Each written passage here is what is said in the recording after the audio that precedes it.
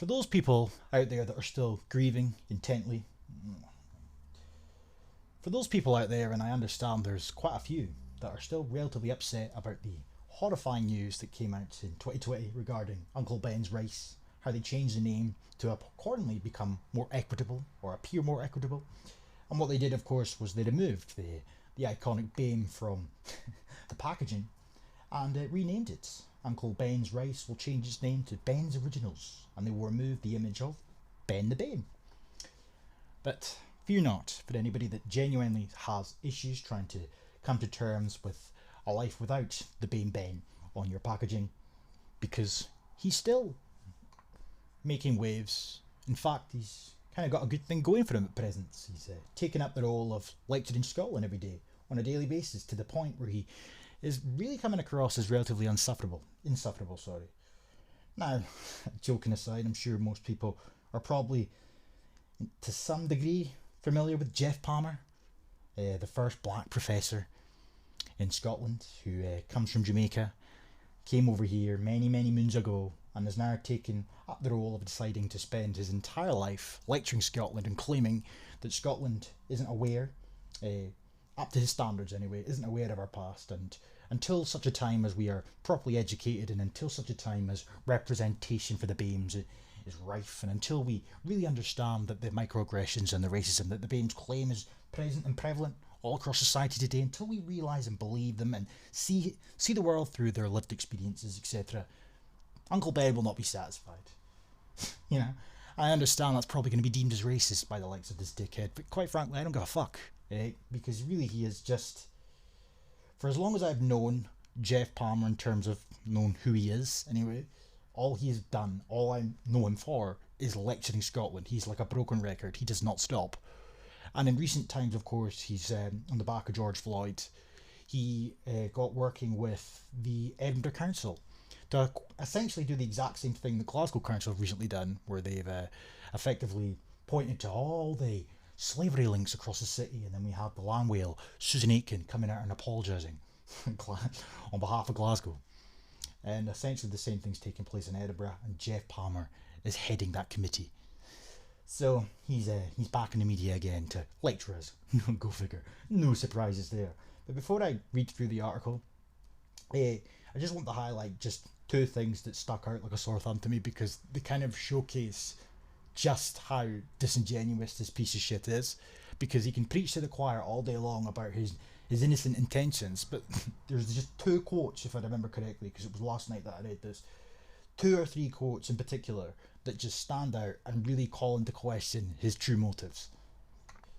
This section here in particular, where it says that Palmer feels people wouldn't be so quick to defend Dundas, Henry Dundas, if he wasn't Scottish. Okay. They're defending someone they wouldn't defend normally. In education, there's been a strategy of avoidance. Those who argue against any criticism of the past, such as placing plaques on statues or simply making excuses for the evils of slavery. Palmer adds that nobody in Germany is making excuses for the Holocaust. Wow. I'll come back to that, but this is just the first part. The transatlantic slave trade saw 10 to 15 million Africans forcibly transported, and then he goes on to say this was British slavery, and Scotland played a major part in it. You know, I'm sure the Portuguese had a role in it somehow, and the Spanish and the wee hats regarding the actual boats that were going back and forth. But we'll just blame the British, of course, because it's part of the narrative. Slavery, he says, is a stain on the soul of all people who know about it and do nothing. We cannot change the past, but we can change the consequences of the past, adding, one of the consequences of the past is the racism we see today. And there it is. And there it is. Time after time after time, this seems to be a common talking point from people who are obsessed with talking about the fact that Scotland needs to know more, or kids in particular need to know a lot more about the past when it comes to slavery. They use the narrative, they use of course, slavery's bad, nobody's justifying it, nobody's condoning it, I'm not taking anything away from it, it's pretty vile, right? It's abhorrent, even, irrespective of who's doing the enslaving, and who's enslaved. But the point remains the same, that they tried to take the fact that this happened in the past and attribute it to disparities today. They tried to imply that the so-called microaggressions and the racism that they claim is rife and everywhere, yet nobody can see it, but it's everywhere. They claim that it's systemic and historic, kind of like what Sturgeon Thinlips did with the witch bullshit when she apologised to the witches, and she claimed that the women back then were killed due to misogyny, and that misogyny runs deep. So deep, in fact, that you can still see it in modern day Scotland. So it's essentially a historic pipeline. Same thing here is applicable when it comes to slavery and racism. They try to imply that the racism that led to slavery, which is their warped fucking deluded narrative, by the way, the racism that led to slavery to begin with is still present today. That's what they're doing. So again, for all his innocent claims of just simply trying to get Scotland to own up to its past and for people to truly understand what happened back in the day, that really calls into question when you then use it as a means to start pushing for anti-racist shit. And of course, there's nobody in Germany making excuses for the Holocaust now. I'm not entirely sure how much I buy the official narrative of World War II, but let's just play along with the idea that it's absolutely the way that it was supposed to have gone, or the way that they say it went. The big fundamental difference between that and what he is talking about is that there wasn't multiple Adolf Hitlers around the world doing the exact same thing at the exact same time. But Germany's only focusing on the Holocaust. Germany's only focusing on their Adolf Hitler. That's the difference. Because Jeff Palmer, like many other anti-racists that have come before him and alongside him, they seem to have this narrative that they're presenting that British people enslaved blacks purely because they see them as inferior. They fail to address all the other nationalities and whatnot that were involved. They fail to address the fact that they were enslaved by their own people, the Africans that is. They fail to address the fact that that slavery was ongoing for many, many, many years before the British, the Europeans even set foot on fucking Africa. They fail to acknowledge at all in any capacity the whites that were enslaved for the transatlantic slave debacle. They fail to acknowledge in any capacity the Barbary slave trade, which by the way involves African pirates, so some of them would have been black, of course, so blacks enslaving whites, can't talk about that. Fact of the matter is, the point I'm getting at, and I hate having to say things like this because I feel like I'm insulting the people watching this, preaching to the choir and all that shit, but the fact of the matter is, it has to be put into context, because it was a much different place back then, a much different world.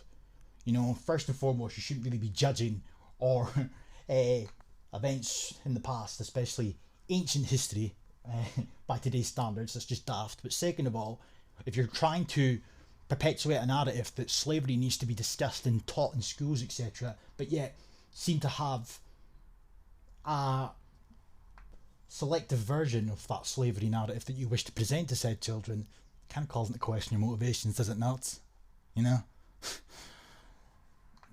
And of course, the big brain, Uncle Ben, tries to debunk what I just said there in a separate paragraph where he says that too many people in Scotland have allowed themselves to be comforted by phony narratives about slavery. He repeatedly hears people claiming that the Romans had slaves, Africans had slaves, in an attempt to excuse Scotland's role. He is weary of claims that because some Scots were subjected to indentured servitude, a system which saw people working unpaid, often for years as punishment, debt repayment or a form of apprenticeship, that this somehow cancels out the sin of chattel slavery. No, it doesn't somehow cancel out the sins of chattel slavery, Mr. Big Brain Ben. But the point remains the same, that your incessant attempts to ignore the fact that Africans enslaved other Africans, thus leading to the transatlantic slave trade to begin with. Your failure, or your deliberate failure to acknowledge the fact that slavery was in abundance back in those times, it was not frowned upon in any capacity. Your failure to acknowledge these things speaks fucking volumes, as far as I'm concerned. You wish to present a narrative that the British just decided out of nowhere to start seeing everybody around them around the world that was not like them, who did not look like them, to just start randomly treating them as subordinate and then enslaving them and stealing all their resources. And fundamentally, it's just fucking nonsense. It's not exactly how things transpired at all, And people are right to bring up the fact that Africans enslaved other Africans. People are right to bring up the fact that Africans had slaves. People are right to bring up the fact that the Romans had slaves. The Egyptians had slaves. Muslims had slaves. In fact, the vast majority of the world, at some point in their lifetime, and I'm talking about, historically speaking, of course, had slaves or were enslaved. And again, the Barbary slave trade that was enslaving whites. And they were black pirates. But we don't want to hear about that, Mr. Uncle Ben, do we? No, we do not, do we? And I wonder why that is. So anyway, just going back up to the top of the article, the way that it starts off as well, in a powerful, no-holds-barred interview. Oh, as if this is going to be like groundbreaking, as if this is going to be stuff we haven't heard 1,000 times before. Mr. Opportunist Uncle Ben, even before George Floyd, he was still parroting the same talking points. It just seemed that after George Floyd died, all of a sudden his talking points gained momentum. But anyway, it says here that he says the country must finally acknowledge the horrific truth about slavery, empire and colonialism. It's not like we don't hear about it every fucking day, And as well, I'm getting fed up with this narrative. It's becoming so prevalent that if it wasn't for the miraculous interventions, educationally speaking, of our big brain babes, we would be none the wiser of our involvement in the empire. We would be none the wiser of slavery. We would be none the wiser of all the bad that we did in the past historically. And even if we were, congratulations, kudos. You managed to bring it into the public conversation. And what now? And what are you expecting to achieve? If we take his innocent claims of simply wishing for Scotland to be aware of its past, if we take that at face value, then what is he expecting to come out of it? There has to be underlying alternative motives to a certain extent. Because if we just take him at his word that this is simply about making Scotland own up to its past, well, that's been done and dusted at this point, because you never shut the fuck up about it. In fact, the vast majority of mainstream media don't shut up about it. Education itself doesn't seem to stop talking about it at this point, so fail to see where the incessant claims still persist from. Anyway, it's as if fate has been waiting 200 years for Jeff Palmer to come along and finally force Scotland. Oh, because it's all down to Jeff Palmer. Big brain Jeff Palmer. If it wasn't for him, if it wasn't for Jeff Palmer coming over here to become the first black professor, if it wasn't for Jeff Palmer complaining incessantly and relentlessly about fucking slavery on a daily basis, if it wasn't for him and his whinging and his moaning, then Scotland would not have been quote unquote forced to start confronting the most shameful aspects of our past. Yeah? Well, thank you, Jeff Palmer. Our leading black academic, oh yeah, an academic, a fucking academic. Well, I'll tell you what he's not a historian. And he actually takes offence to that in this article. People have the audacity to point out the fact he's a scientist and not a historian. I don't know why you're taking offence to it. It's the equivalent of a plumber deciding to take up the mantle of lecturing Scotland about its past. You're a fucking scientist, but just because you're black, all of a sudden you've got the knowledge and the know-how. You're a dickhead. And an annoying dickhead at that. Anyway, it says that the nation's most determined campaigner when it comes to demanding Scotland acknowledges its colonial wrongs and the nation's role in the sins of the British Empire. We're fucking aware. Thanks, Jeff. You can go back to your day job now, eh? The dreadful irony is that as Scotland finally begins to listen to him, Jeff Palmer is facing the possibility of his own death as he deals with the diagnosis of prostate cancer at the ripe old age of 82. Oh dear. Despite the seriousness of his work and the personal struggles he is facing, he's a man full of laughter, using humour to balance out the cruelty he spent his life documenting. Yeah, well, on top of that, he takes every opportunity possible to advocate for diversifying and decolonising our education system. Irrespective of what the fact event has just taken place, they will seamlessly wield out Jeff Palmer or Graham Campbell. I made the joke before many months ago, there could be a fire that breaks out in Asda or Tesco's for some reason, and they will wield out Jeff Palmer to suggest that had Scotland been taught about colonialism, slavery and the empire much earlier on, and had the educational system itself been decolonised, that fire probably would not have taken place. This is what we're talking about here. Any opportunity, opportunistic. It says here though, that Palmer appends all the lazy preconceptions his detractors throw at him, Some people think I must be the most anti-white person in the world. He chuckles. Oh, it's always good to throw in a wee chuckle there, a cheeky chuckle from Uncle Ben. Then points out that his wife is white. Oh, wow, fucking wow. And so are his children's partners. Well, Graham Campbell's an anti-white piece of shit, but his partner's white. What's the difference? It's the equivalent of accusing relentlessly that a white person's racist, and they'll turn around and say, oh, I'm not racist, my pal Tyrone's black. So many people see that as a cop-out. So many people see that as not a viable excuse, not a viable rebuttal, but it's fine when Jeff Palmer does it because his wife's fucking white. Who cares? I thought white wasn't a real thing. At the end of the day, I think that's a bit of a straw man. What you fundamentally are is an opportunist. What you fundamentally are is somebody seeking to benefit your own kin, which in and of itself isn't an issue, but it's an issue when we're not allowed to do the same thing. And when I say benefiting your own kin, you're pushing for anti-racist talking points to be implemented into academia. In fact, you're trying to push an anti-racist narrative in general and using slavery to do it. And of course, the outcomes, the hypothetical outcomes at the end of the day, where the end of the story is completed regarding anti-racism, when all's said and done and they get all they want, it benefits them solely at our detriment.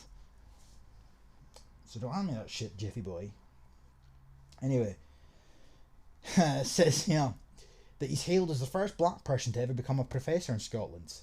He's a scientist by training and has been lauded internationally for his work. Currently, his professor emeritus in the School of Life Sciences at Heriot Watt University, but scratch the surface and you discover that Palmer's life here isn't one simply garlanded with praise and acclaim.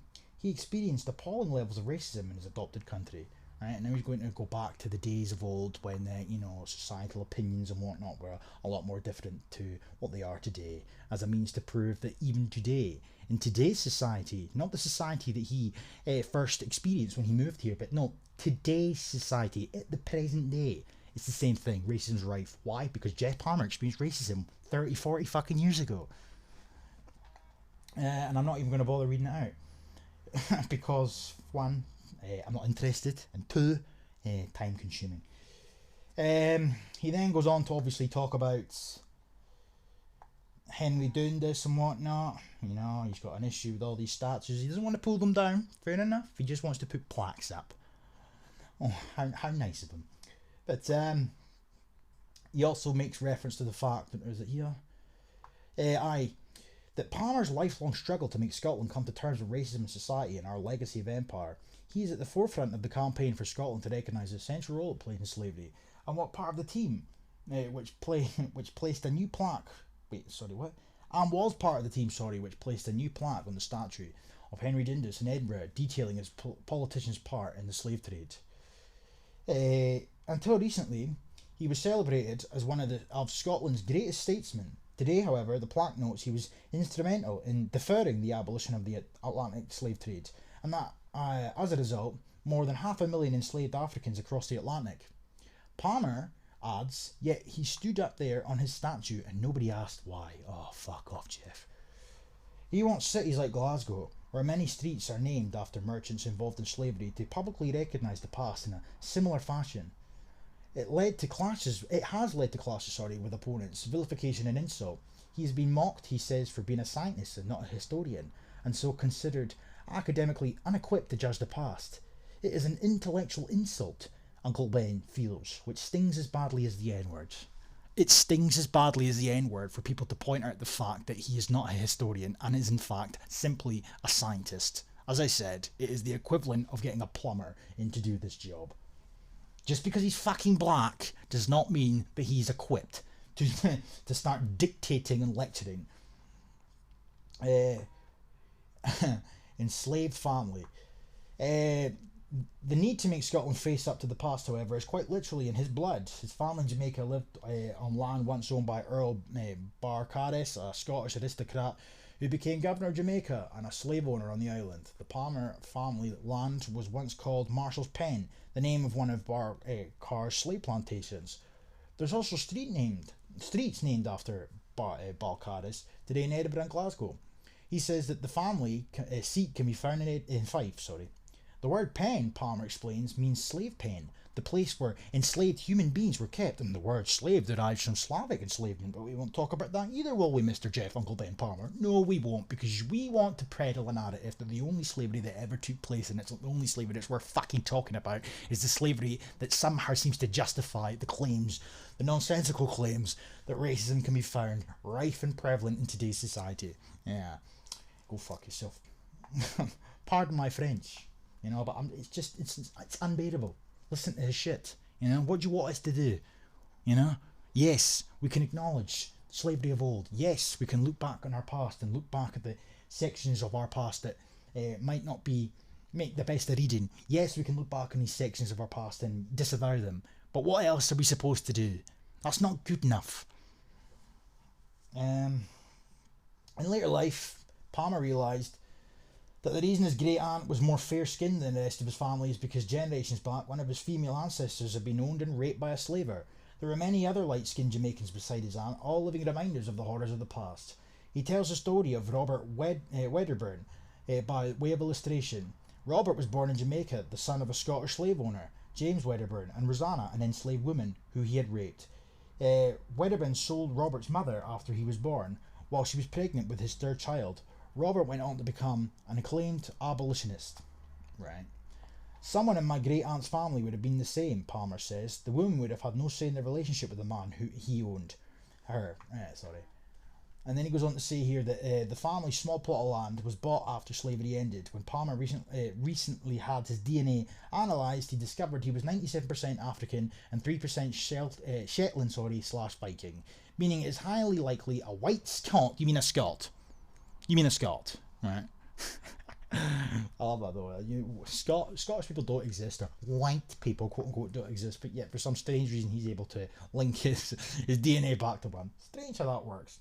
But anyway, stop calling us white Scots. We're Scots. This is done deliberately so the likes of Jeff Palmer and Graham Campbell, etc., can call themselves black Scots. And fundamentally, if you wish to push a narrative that race doesn't exist, why do they continuously refer to us in racial terms?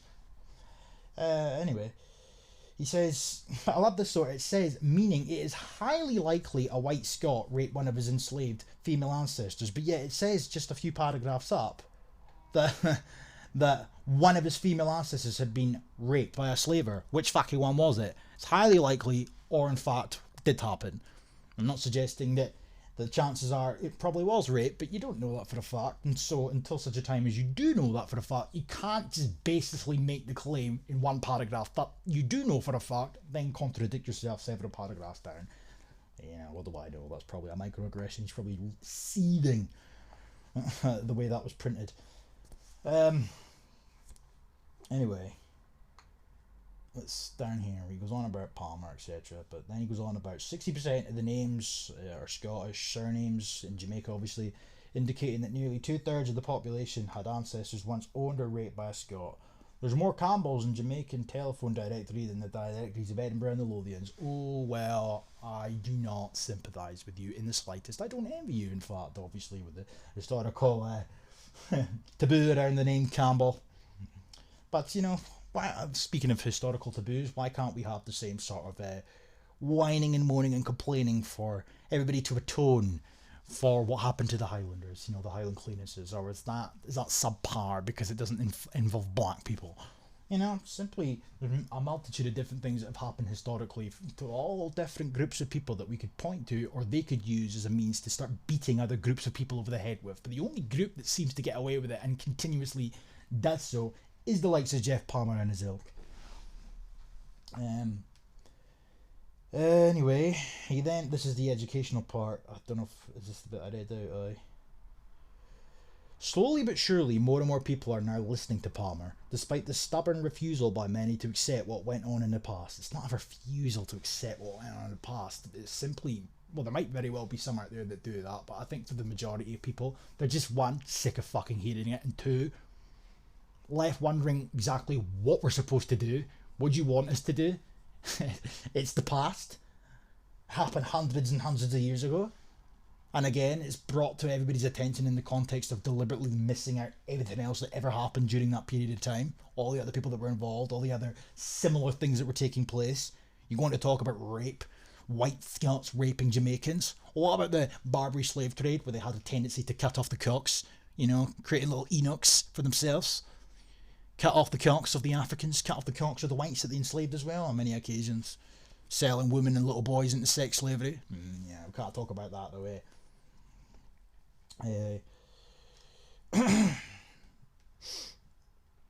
It goes on to mention some appearance he made in the Antiques Roadshow that I don't care about. He then says here that that's why I speak out, because we've had an education system that has avoided slavery, downplayed it and excused it. Well, that's funny, because I somehow managed to leave school knowing that we had a role in slavery and we had a role in the British Empire, but for some strange reason, Big Brain, Uncle Ben, he knows better than I do, okay. He knows better than the vast majority of people that actually went to school in Scotland. Uncle Ben sits there from whatever fucking high horse he's managed to find himself on, and he seems to think that our education system deliberately, not just doesn't talk about it, but deliberately, not just avoids slavery, but downplays it and excuses it. How can it excuse slavery if it doesn't talk about it? How can slavery be excused if it's avoided in conversation? Yeah, make your mind up, Jeffy boy. He then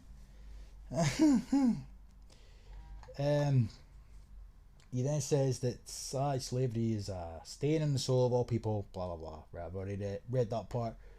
And then he says, I read this bit, didn't I? Yeah.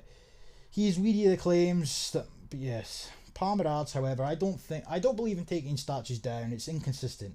If you take down a statue, you have to knock down the Gallery of Modern Art. Nobody wants to do that. The Goldman Glasgow was once the home of William Cunningham, a tobacco lord who made his fortune from slavery. Palmer simply wants streets, statues and buildings linked to slavery to be clearly marked with signs explaining the past. Oh, okay.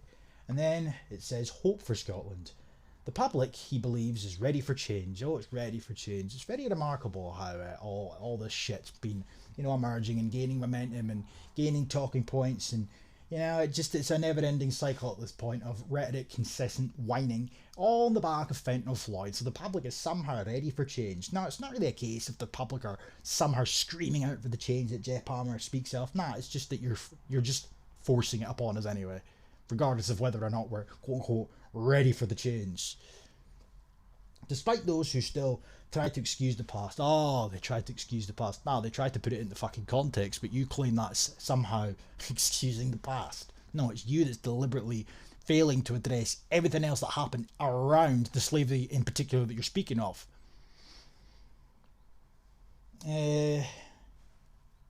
Glasgow University recently published its historic links to slavery. Palmer's working with Scottish museums on how to come to terms with the legacy of empire, and Edinburgh Council had him advise on the Dundas statue. There are more positive moves, Palmer feels, with Canadian authorities now currently talking to him about what they should do with the Dundas Street in Toronto. So Scotland is ahead of Canada, he says. We're discussing it openly at last, that's good. We're starting to try to address the past. Oh. And we couldn't have got the job done if it wasn't for you, you big brain. The Jamaican government is aware of what's happening here and people are watching us. Woo. The essence of a good person is to recognise you were wrong and then try to redress that rather than cover it up. He also supports the creation of a slavery museum. We've got plenty of stuff to fill it with, he adds. Then we go on to refer to the Darien scheme. Despite a growing acceptance that Scotland played a central role in the evils of slavery, there is still a long way to go until the nation fully acknowledges its colonial past. Oh, and it'll never be enough. And even that in and of itself, who do these pretentious wankers think they are? Where, we could be quote-unquote going through the process of, acknowledging our past, but until such a time as it meets their standards, they get to dictate. The infamous Darien scheme is proof. In the 1690, Scotland attempted to establish a colony in Panama. The effort failed miserably and partly paved the way for union with England, at which point a combination of England and Scotland worked together and accelerated empire building. If you walk down a street in Edinburgh or Glasgow, I doubt if 1% of people have heard of Darien, he says. That's the key issue. Why don't they know? We can say Scotland must recognise its history. Fuck off. But you can't recognise what you don't know. He puts blame squarely on the education system. Once the public knows this stuff, they get it. We're getting there as a society, but there's too much dilly-dallying when it comes to history. I don't know the reason as to why we're not taught specifically about that. certain aspect of our history. Maybe it's because it's not worth talking about. Maybe because it's fucking embarrassing that Scotland couldn't even colonise one little area of the world, whereas England was doing no bad at the same time, and other nations around the world in the European capacity were finding the debacle pretty easy in comparison. I don't know. I don't fucking know. Anyway, Scotland's sense of itself as an egalitarian nation also holds the nation back from confronting its past. Oh, here we go. Here's the narrative they always there. If it's not BAME's complaining about the lack of representation in teaching professions, it is some phony reference to the fact that Scotland itself, the nation itself, or the people within Scotland, the Scottish people in particular, have this idea, this notion, this belief that we are an egalitarian nation and we're above racism. It doesn't happen here as much as everywhere else. And then the BAME will always then say, well, that's where you're wrong. Insert whatever it may be. But he goes on to, he's now referring to it. They all fucking do this. I don't know where they got this fabricated claim from, but you know, the first time I ever heard that, in fact, was when the BAME started saying it. Confronting the part. He feels slavery clashes up against the narrative. If you think you're a good person and then learn your relative was actually Jack the Ripper, it can cause a bit of a jolt, he says ironically. How does it make you feel, Jeffy boy, knowing that your own people sold your people into slavery? You know? Does that sting at all, Jeffy boy, nah? Of course it fucking doesn't. People have put forward the perception that Scotland is like, oh, there it is, there it fucking is. People have put forward the perception. Nobody has put forward that perception. You've put forward that perception. Other people like you have put forward that perception, because it then uses, as I said, it is then used as the justification to start debunking the claim, a fictitious claim that you people have made up yourselves. And if there is people out there that believe that Scotland's quote-unquote less racist than England, may I point you to the possible hypothesis, or theory even, that this is down to the fact that Scotland is a lot less diverse than England, therefore racism in and of itself is talked about a lot less because there's less requirement to think about fucking race. Therefore it would stand to reason that the idea of us as a nation being racist, or equally as racist as everybody else, kind of doesn't really hold much weight. It's only when the nation starts to become diverse that these issues become more and more talked about by yourselves. And then, of course, he finishes off with this. I love this. This is his hot take here. This is the big brain, Uncle Ben at his best here. Where he says, it's always the fucking same. They always bring it up. Okay, it's not, admittedly, anything to do with teachers this time around. But nonetheless, there it is. He says, people have put forward the perception that Scotland is less racist than England or elsewhere. I say to them, look around. Look at where you work. Do you have fair representation of the diversity of society? Look where you live. Because if you don't have fair representation, then you better think again. Oh, is that right, Mr. Jeff fucking Palmer? Is that right? You know, when I look around, I don't see a mass over-representation or just representation in general of the Polish community, you know, the Slavic community in general, you know. I don't see representation in general of the French, the German, etc. Don't see it at all. And first and foremost, as well, secondly, I should say, we have to take into consideration the demography of Scotland, the so-called diversity that he speaks of. This is a relatively new phenomenon in Scotland. You know, 20 years ago it was near enough non-existent, so I don't really understand what the fuck you're expecting. Things take time. It's supposed to be a meritocracy, therefore, as time progresses, things will start to diversify, as we're starting to see in the teaching workforce itself, as it's becoming slowly more BAME. You know, despite their best efforts to try and accelerate that process, it's happening naturally anyway. As time has progressed, the Parliament's getting more and more BAME slowly, despite their best efforts to try and accelerate the process. As time progresses, it's happening naturally. So, what the fuck are you talking about? What, because areas of society aren't quote-unquote BAME enough for you, or diverse enough for you, that somehow proves this fabricated notion of racism? Fuck off, Jeff. Just fuck off. You know? I fucking hate that narrative. And then he goes on to say that young black people know what happened in the past, and after the murder of George Floyd, which Palmer described as a crucifixion, well, what was Tony Timpa's murder then? If we're going to go down that route. The difference is, Jeffy boy, we know all about Georgie Floyd. We know all about the hardships of the banana-buying George Floyd and his drug adventures.